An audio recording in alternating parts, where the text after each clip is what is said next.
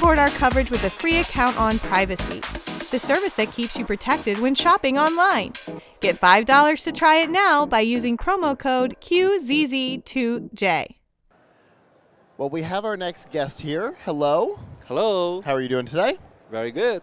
Go ahead and introduce yourself for me. Sure. So my name is JJ. I'm the president of 2Pi Incorporated, which is a MIT spin-off startup specializing on innovative optics products. Okay. What kind of optics products are we talking about? Because that's a wide range, because these are optics products. Exactly. Actually quite similar. We work on lenses. Okay. Lenses for like sensors, images, cameras. Okay. So it's actually well related to that. Okay. So you work on the lens side of things? So yes. You deal a lot in glass? Yes. Okay. That's what I live and do every day. Okay. I see you've got some electronics here. Yes. So what I bring along with me is actually our kind of product prototype. So it's basically, we develop technology to essentially use a single piece of thin glass to replace like many stacked lenses you will see conventionally in cameras. Okay. While getting even better performance. Okay. So what is the ultimate goal of this process? We are trying to develop sensors, for example, for consumer electronic devices like AR, VR headsets with even smaller form factor, lighter weight, better accuracy, and lower cost. Okay. I mean, a great goal. Okay. Would it also be able to improve my camera performance here? Not yet. Not yet. Up to this weight. Okay. Yeah, because one limitation with this kind of technology is that it works well for a few discrete wavelengths. So single color, basically it's monochromatic. Oh, okay. But for a lot of sensors, that's actually an advantage because they don't need actual information of color. So that's perfect for things like AR, VR, as I said. That makes sense. So, a lot of infrared involved in that. So you can focus down to just the infrared wavelengths and then you don't care about anything else. Yep, exactly. Okay. Gotcha. I did some work with the Kinect years ago, and yeah, same kind of idea. Yep, exactly. It provided a picture, but not for any good reason. Because we didn't care about the picture. Right. It was only about the infrared that really information mattered. In the picture that actually matters. Exactly. Yeah. Okay. Yeah. Very cool. So where are you in this process? You have a thing in your hand, so you're at least that far. Yep. We also we actually already demonstrated that we can manufacture this in our manufacturing partner in large volume. Okay. We're going to actually officially launch our product very soon in a few months, so just stay tuned. Okay. So who is your target customer? Mostly for companies sort of in the consumer electronics space, sort of like sensor module integrators.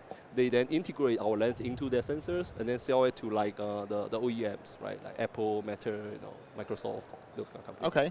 So you work with the sensor manufacturers to improve their sensor capabilities to then integrate into other things. Exactly. Okay. So you are not a consumer electronics company, clearly. Yeah, we are 2B. You are a couple of steps away from the consumer, but what you build is designed to improve the consumer experience several steps away from you. That's a great description. Okay. Understood. So it's not available to your partners yet? Is that what you said? We already have samples and things available. Okay. We're just saying like the official product launch is a few months away. Okay. So there is hardware that you're working with some partners to prove out, and then the product will be available to those partners and beyond shortly. That's right. Okay.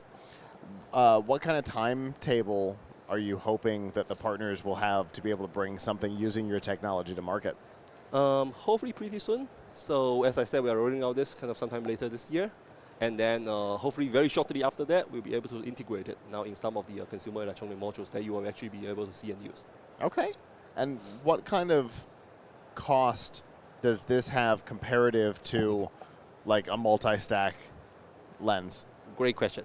We can also save the cost. Basically, because we only have one piece, we can also produce it using technologies that you typically use for making computer chips, so very low-cost techniques. And you also save on the essentially assembly and kind of packaging cost.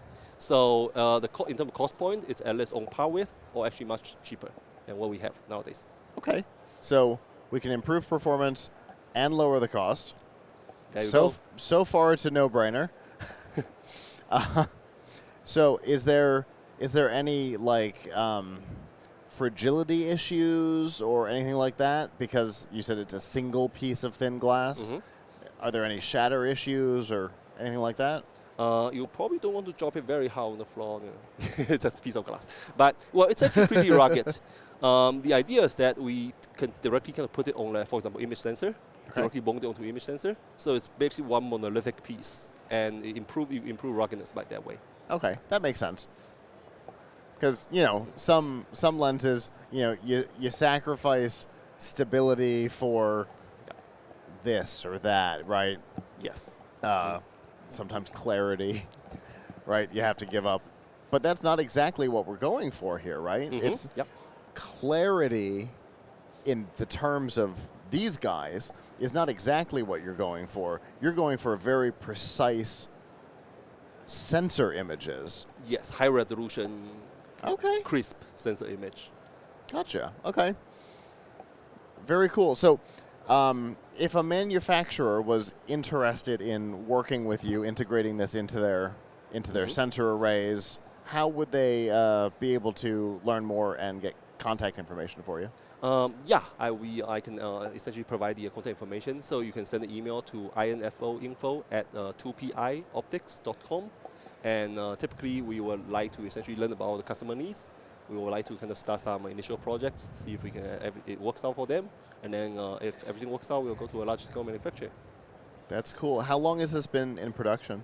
We have been doing this for... how long have you been working on it, I guess? It's a long time. We are spun off from MIT, so we have been working on this for almost 10 years, and in the company for like about 3 years. Okay. Very cool. And how did you get into optics? Like, how did you decide that was the thing that you wanted to do?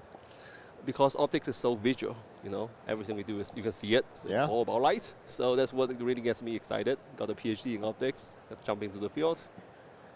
A PhD in optics. Yes. Fascinating. Didn't know that there was even such a thing. Well, there is. Actually, yes. You could spend 5 years just working on that. Okay. Yeah. I mean, it's an incredibly specialized area of physics, right? Yes. So I guess that makes sense that you could specialize in it in school. Yep. Well, very cool. I really appreciate you coming and talking about this. Again, you're several steps away from the consumer, but I think a lot of times understanding how the things improve really does help consumers understand how their products work and why they work. Exactly, and that's fascinating. Yeah, it really is. I really appreciate it. Yeah, thank you very much. Yeah, for sure. Hopefully you'll have a good rest of the show and find some partners for your launch. Thank you. Have a good one. Take care.